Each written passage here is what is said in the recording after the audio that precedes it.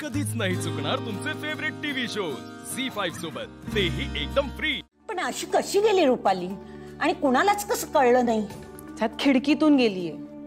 अगं रुपालीची बेडरूम वरच्या मजल्यावर आहे, ती खालच्या मजल्यावर असती तर मी समजू शकले असते।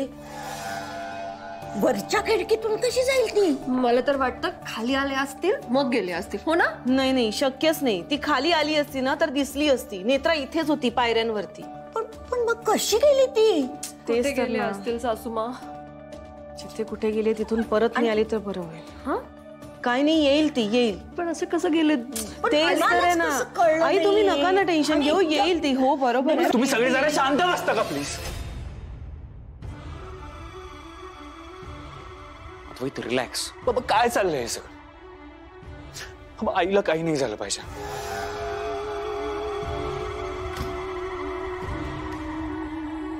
ब्रो,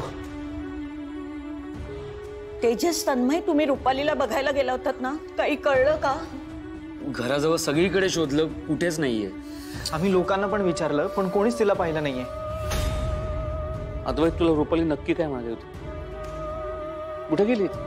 आई मला एवढंच म्हणाली की ती घराजवळच आहे कुठेतरी। मी आणि नेत्रा बघून आलो सगळीकडे, पण काहीच पत्ता नाहीये तिचा।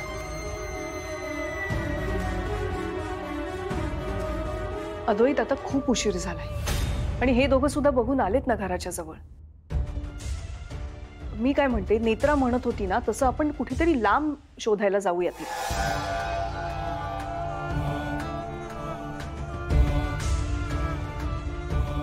आत्या, पण आईने मला क्लिअरली सांगितलं होतं की ती घराजवळच आहे कुठेतरी।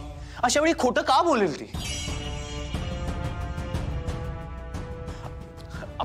मी आता पोलीस स्टेशनला जातोय, तिकडे काही माहिती मिळाली तर बघतो, नाहीतर आपण बघूयात मग। मी येतो तुझ्या बरोबर, चल।